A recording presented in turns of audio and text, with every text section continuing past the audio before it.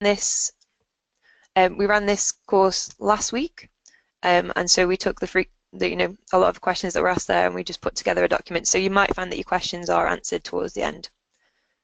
Okay, so to begin with, something to bear in mind that although you may have been using ESM or Promiser before, if you already run tests on Promiser, you will need to register again for POP.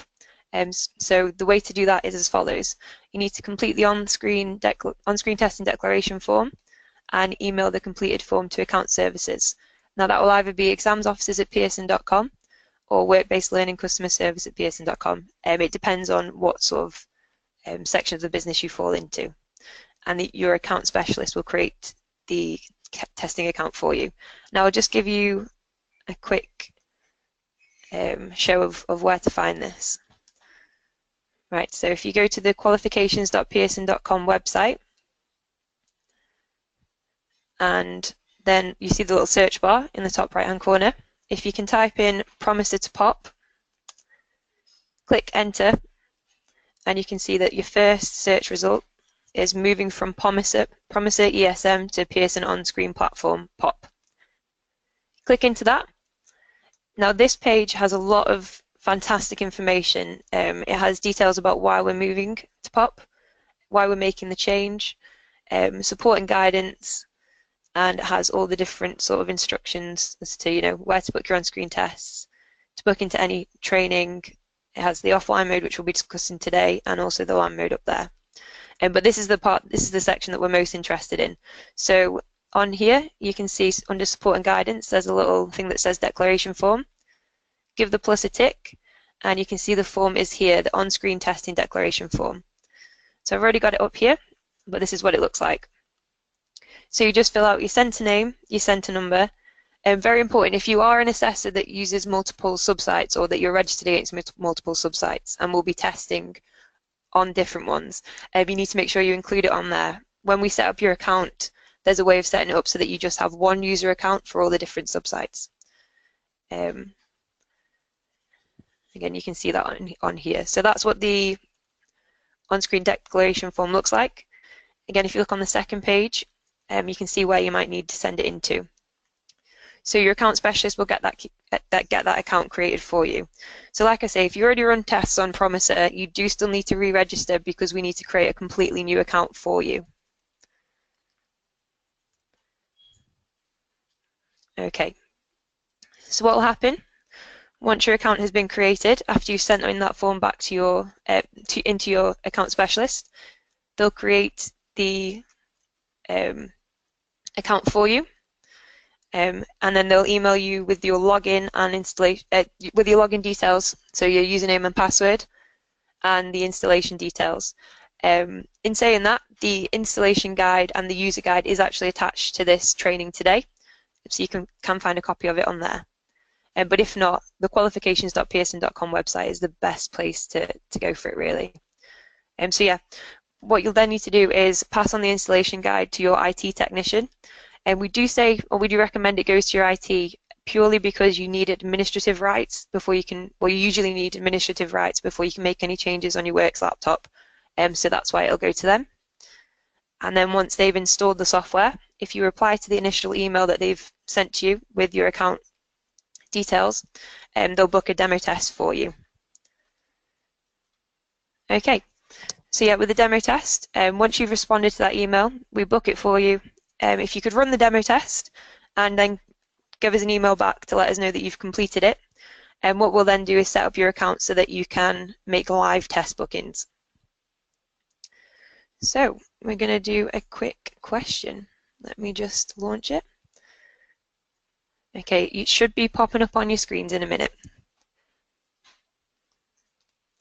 So the question is, where do you send your completed on-screen testing declaration form? We'll just give it about 30 seconds.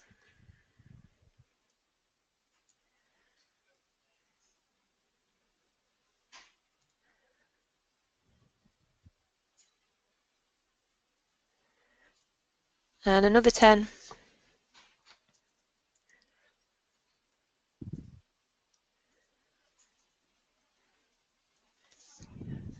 Okay, excellent. So the majority of you have now voted. The answer to that one was email it back to account services, so into your account specialist.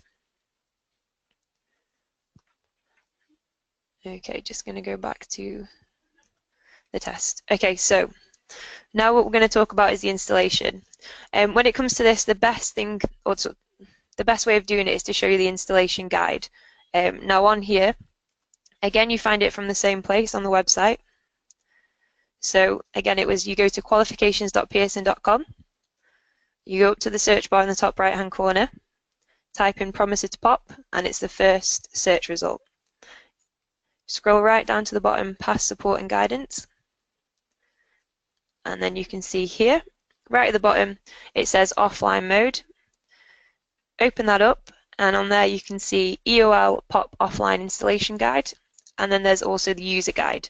Now I can't stress enough, these two guides are fantastic. If you have any questions or you're struggling to set up the software, or you just generally want some further guidance as to how to use the software or what to do on it, and these are fantastic. They've got screenshots showing each step. So yeah, I'd head over to here because they will answer probably 9 out of 10 of your questions.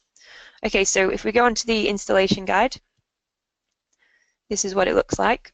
And this is what your account specialist will email to your IT or to yourselves, and then you pass it on to your IT.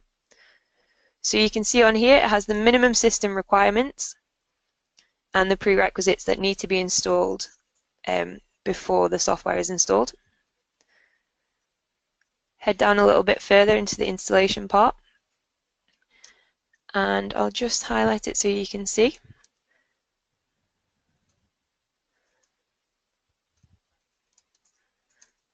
Okay, so this here is where you find your installation link.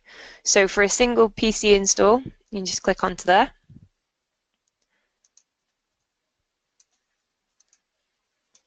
Okay, and what will happen is that it will bring up a folder that will start downloading. Now this is probably one of the most important parts of the installation itself.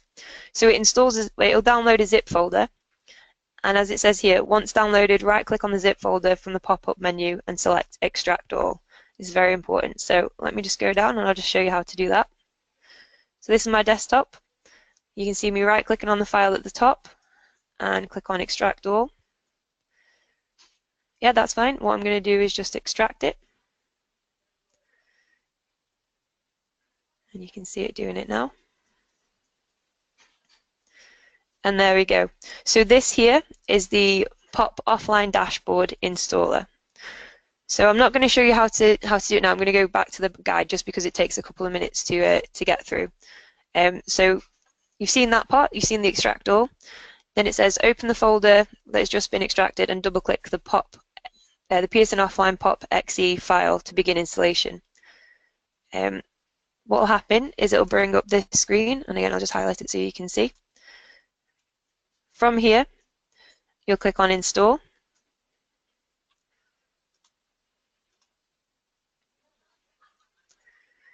Step 4, you can see it says click Next to start the setup wizard, which will check the minimum technical requirements.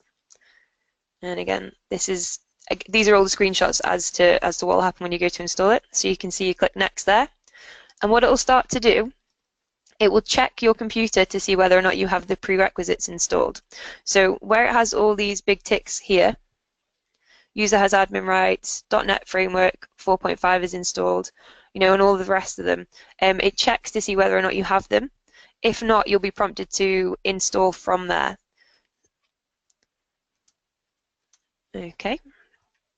And again, you just click Next. It'll say confirm the location where the POP offline is to be saved on your computer. You can change that file path, or you can keep it the same way, whichever you prefer. And then again, if you click Install to continue, and then Finish to finish the setup, and then you'll have it installed. Now, what will happen when it's installed? There's a couple of ways of accessing it. A couple of ways to access it. Again, this is my dashboard. You can see I've got it here. So this is POP Offline Dashboard. You can run a search to find it. Just type in Offline Dashboard, and again, you can see it popped up there. Now I'll show you what it actually looks like when you access it. So when you click on it, it'll open in a web browser and it'll bring up this screen where it says please enter your PIN code. Okay, I'm going to get to the PIN in a minute, but it's just so you can see the sort of where we are. Right, okay, so that covers the installation. So this is quite a useful thing to get your head around. So if you've got a piece of paper in front of you, or you're writing it down, this could be quite useful. So it sort of shows you the pathway, or the test booking journey, as it were. So you start in the usual way. So you book a test using Edexcel Online. Again, I'll show you a video as to how to do that later. But that's where it begins. I'm sure half of you already know how to do that, but just in case, we've got it in there. So yeah, you begin by booking a test on Edexcel Online. What you'll then do is create a PIN in the POP Assessor dashboard, which is PAD. You'll then download the test in PAD, and then you'll launch a test using the POP Offline dashboard, which is what I just showed you the installation of. Okay, so again, it's you book a test using Edexcel Online. You'll create a PIN in PAD. Now, just whilst we're here, I'll show you what PAD looks like. So this is PAD. The link to this can be found in the offline user guide, which is again is attached in the material section of this training. But this is what the website will look like. So you can see, you type in your username at the top and your password, click login, and there you are. That's the dashboard. So again, it's a website. This PAD is a website, so you can access it from any computer. And I'll just show you a couple of things to do with it. So this is one of the reasons why it's important to say whether or not you're an assessor for multiple subsites, because on here, although I've only got one registered, if you're at, say, a centre 1, 2, 3, 4, 5, A, B, C, D, and you're an assessor for each of them, each of the individual subsites would come up on here, so you can pick. So that means you just need one user account, one login, but you can access the test on those subsites. Okay, now this part here, the PIN option, the software that we just downloaded, you need a PIN to access it. So again, I'll just load that up. You can see on here, enter the PIN code. This is where you get your PIN from. So you'll have a username and password to access PAD, and then you'll have a PIN to access your test bookings on the offline dashboard. Now if I click on the generate PIN button, you can generate your first PIN on there, which you'll all need to do when you first log in. It'll then show you your PIN underneath, and then you can close it on there as well to get rid of that screen. Now something worth bearing in mind here, the only real time that you'll need to change your PIN, or there might be a need to change your PIN, is if your PIN has been compromised. So if a learner has seen you type it in, at that point you can generate a new one. But apart from that, you should use the same PIN for pretty much everything. So if you've got 50 different tests and with 50 different learners, you use the same PIN to access those tests. So it's not a different one for each learner, and it's one PIN per user. Okay, so that's how the PIN works. And again, you can see up here, there's a little section for bookings. This is where you can view your test bookings that were made on Edexcel Online. You can filter it using the product name. So say Maths Level 1, the unit name, if you've got a unit code, the exam date, and even by the candidate's name. And you can see right at the very bottom, you have the option to launch test, download test, and mark as absent. So this is basically where the test management comes onto. Right, I'll just go back to the presentation. Okay, so yeah, so that's the pathway that it takes. Right, now I'm going to show you some videos. So the first is how to prepare a test using Edexcel Online. So how to book a test on Edexcel Online. On the left-hand side menu, click the drop-down menu and select the qualification. For this, we'll go for functional skills.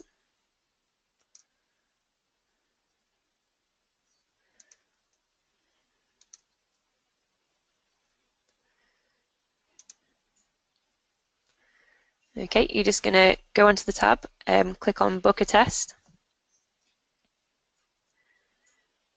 You can create the test booking by using the following fields. So yeah, you can select by the program, the test itself, the venue, and the test date.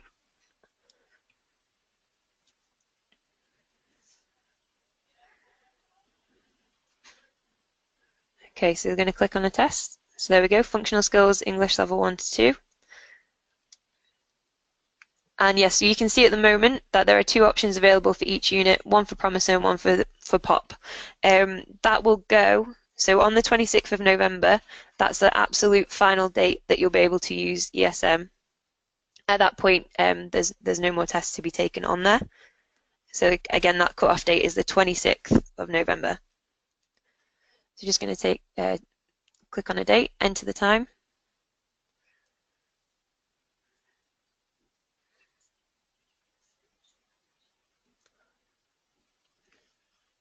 So once you've made a test booking, the same thing applies with POP as it did with ESM. You must wait 2 hours before you're able to sit that test. So you can book a test at say 10 o'clock in the morning for 12, but you can't do it any sooner than that. You have to wait the full 2 hours. So again, you just select the candidate you want. You can click on the 25% extra time if you need, but if not, you can just leave that blank. Okay. Right, so now we're going to show you the POP Assessor dashboard, selecting your subsite. I did just show it you, but I'll show you it again via the video. So you log into the POP Assessor dashboard. Again, this is the home page of it. Select Switch Center from the drop-down menu at the top right of the screen.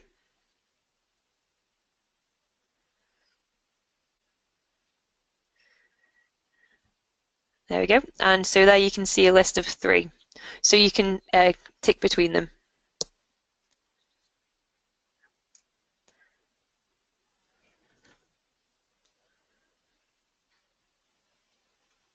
Okay, so the new site you have selected can be seen in the top right-hand corner.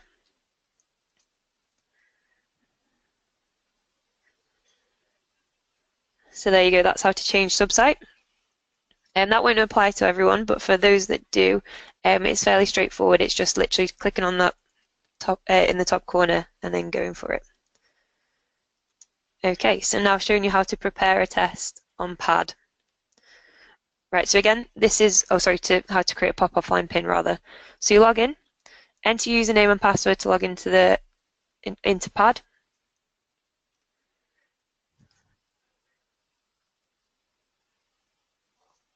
PAD will open on the welcome page, and that's what we saw before. And then if you go to the top, you select generate pin from the drop down menu at the top right of the screen. Again, clicking on that generate pin. This will open a new window. If you have previously generated a pin, this is where it will show it. So if you ever forget your pin, this is the best place to look for it because it'll just show it up there. Click generate pin, and there you go, you've got it there. And press close to close the generate pin window. And again, yeah, it says keep your pin safe, you'll need this to launch offline tests. So again, the only real reason why you'd need to change your pin is, like I say, if it's been compromised, so if a learner has seen it. So after the first time that you've generated your pin, that should be it really, unless, you know, there's been a breach of security. And like I said before, your pin, it's not per learner or per test, it's per user. Okay, so now we're going to show you how to download a test.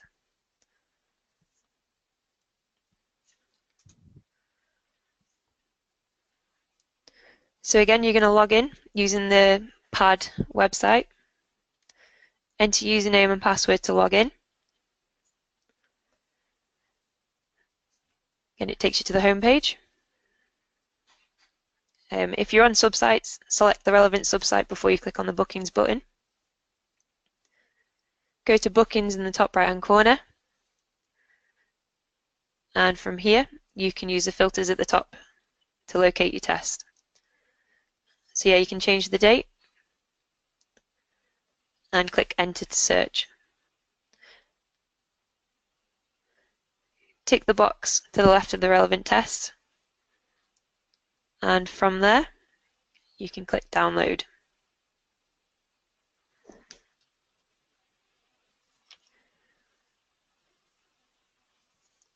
Okay, and this will open in a new tab, and from there confirm the download of offline exam package. It should pass all the checks, and then you can check the download, and it will show you that the download is complete by popping up a little message.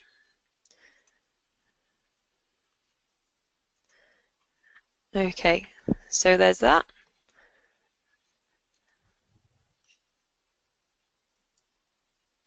Okay, so one thing to mention, you might be able to show it you actually. So what I'm going to do, this is my dashboard. I'm going to click on download test. I should probably pick one on the right day. Click in the filter to make sure it's the right one. Click download test. See, on this one, what usually happens is that you'll get a little pop-up blocker. I'll just highlight where it will appear. You should get a pop-up blocker, or you might get a pop-up blocker up there saying that this web page has been blocked. If that happens, if you just click on it and click on the link that is contained, what it'll do is it will then open this new window, and you can click confirm download of offline exam package, and this is the little progress bar that you might have just seen. It should say passed on all of them, and that's how you know it's completely how it's completed the download. Okay, so if ever you can't access a test that you think you've tried to download and it's not worked, best thing to do would be to check there. Okay, so now we're going to cover launching a test. Let's just go back.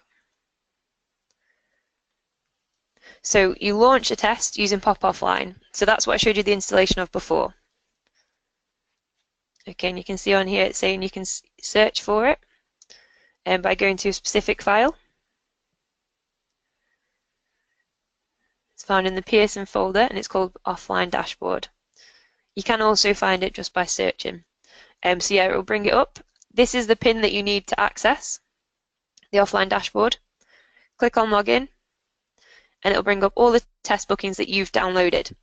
So yeah, if necessary, use the calendars to refine any downloaded tests to show what's available for that specific date. So this is the piece of software where the learner will sit the test. You can click mark absent if the learner is absent.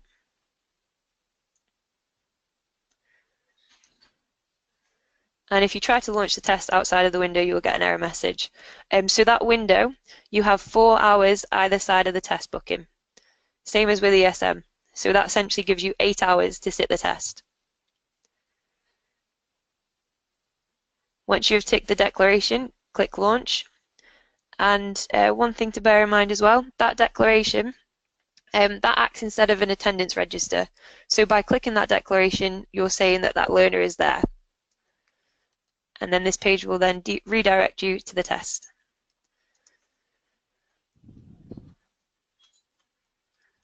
Okay, so now we're just going to do another poll. I'll just share this with you. Actually, before I do that, I'm just going to cover something else I should have mentioned. So when it comes to the test itself, you have one pin for it.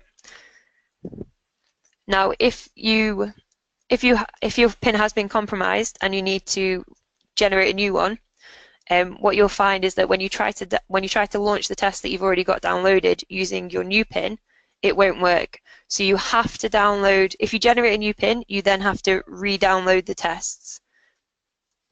Okay, you'll see why I covered that in a second. Let me just send out this poll.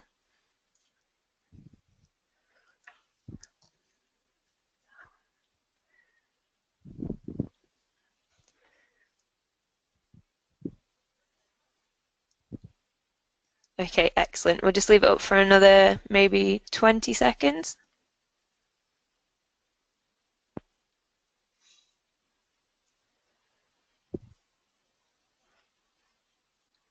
Okay, another 10.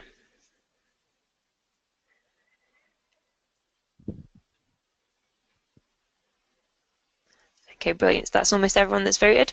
So yeah, the answer to that one was you need to re-download the test. So like I say, once you've generated a new pin, you will then have to re-download the test, because otherwise it'll pick up that it's not.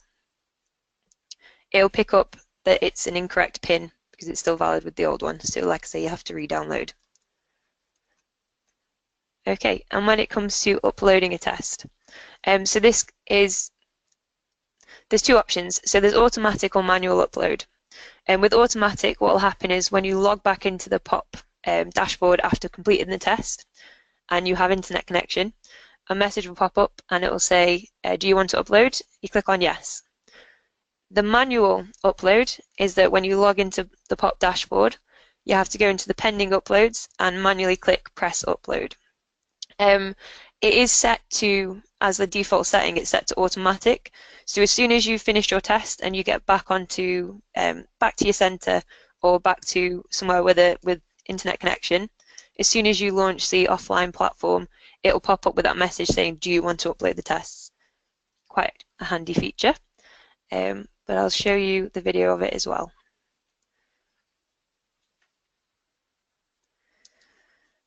Okay, so again, this is the offline dashboard. You enter your PIN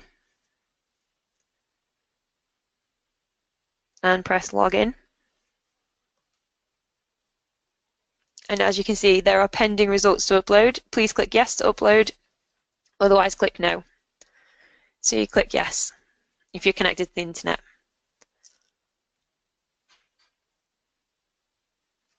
And there you are, it says queuing upload, and the upload should take place. Yeah, there you go. It says succeeded and then done. So it's been successfully uploaded. So the test details will now show as uploaded in the archive section. So if ever you're curious as to whether a test has been uploaded, let me just go back to that. You go into archived and it'll show as uploaded in the archive section.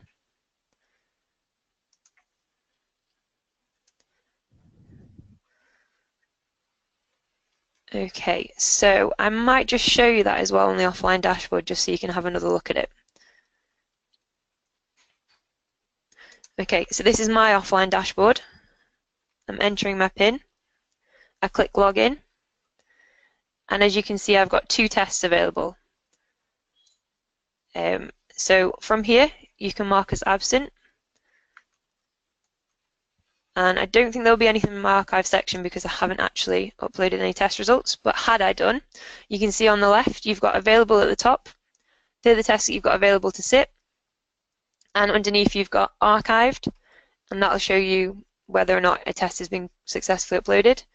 You can also select pending upload, and it will show you the tests that have been completed that your learners have successfully sat that need to be uploaded. So this is where they'll move into.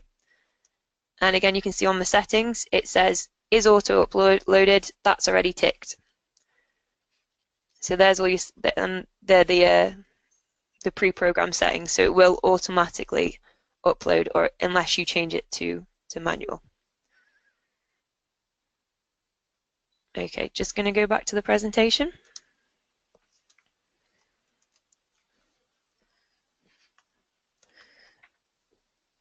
Right, okay, and there is one final poll.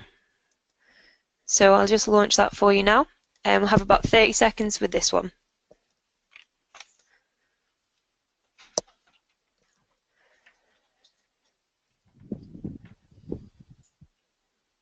So it says, where would you go on the offline dashboard to manually upload a test?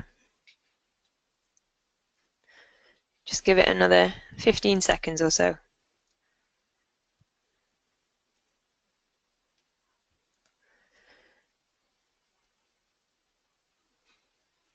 Okay, Brill, so that's the majority of you that have voted. Perfect. Yeah, the answer to that was pending uploads. So you go into the pending upload section to see whether or not it's been, well, to see that it needs to be uploaded. Okay, and now we're getting to the sort of end of it now. So support, like I say, there's guides available on our website, which is thequalifications.pearson.com. If you ever looking for a bit more information, my best advice would be to use the search bar and just type in promise to pop, because that web page has a lot of really decent guides available on there. Yeah, so it says on here installation and user guides. So we've also got other support. So for schools and FE, the email address is examsofficers@pearson.com, and you can see the phone number under there. And for any work-based learning customers, it's wblcustomerservices@pearson.com. And again, you've got your number there. Okay, now just as a final thing, like I say, we did this training event last week, and a couple of questions popped up quite a lot. So we'll just go through some of them here. So the first one that got asked, are venue IDs required for the POP offline dashboard? The answer to that is no. And sort of going on to that, what will happen is that if you have, in fact, I'll read through the questions and it might be covered in there. So yeah, no venue IDs are required for the POP offline dashboard. So, right, next question. So do I need to run a demo test for both POP LAN and offline? And that's if you run a different version of the POP software. The answer to that is yes. So the demo test checks that your software is set up correctly. For each new installation, you should book and run a demo test. Again, this is just to check that everything's working. So if you change, even if in your center you change network provider at all, or there's a change to anything in your IT, you should probably run a demo test just to make sure that it's not affected the software. Do I need a new PIN for each test? No. So you need one PIN per user account, and once the PIN has been generated, you'll use this for every test that you download from your account. Another one that we had was, is Functional Skills ICT included in the switchover? Again, the answer to that is no. Functional Skills ICT is run in the same way as it was before, so you don't actually use the POP software to run this test, and it wasn't run on ESM in the past, so that just stays the same. Another question, is it just one user account per center? And the answer to that is no. So you should have one account per assessor. And like I said before, if you're an assessor that works on different subsites, again, it's just one account for you. Just make sure you mention the subsites that you work at when you sign in, when you fill in that on-screen testing declaration form. Who creates the user accounts? And that would be your account specialist. And if I download a test and there is an issue with the software, can I move the learner onto a new machine? The answer to this is yes. So all that you need to make sure the new machine has is the POP offline dashboard installed. So how it would work, it's different to Promiser, where it was a bit tricksy. With this, as long as you've got POP offline, you can have the POP offline dashboard installed on, say, 10 different laptops. And if something goes wrong on one, you can move them on to another. All you need to do is just make sure the test is re-downloaded on that PC. So it's not like with ESM where you had one venue ID per laptop. You can have as many instances of the POP offline dashboard. You just need to make sure you can access PAD, which is the website, on the new machine to download that test. Okay, so we've come to the end. If you have any questions, like I said at the beginning, if you put them in the chat, and what we'll do is we'll read through them all and we'll answer them all and then send out a document before 5 o'clock tomorrow with the answers on there. Yeah, anything that you can think of or that you're a bit unsure of, yeah, just put it in the chat and we'll sort it out. But for everyone else that's not sticking around for a bit to ask questions, thanks for coming, and I hope today has been helpful for you. Thank you.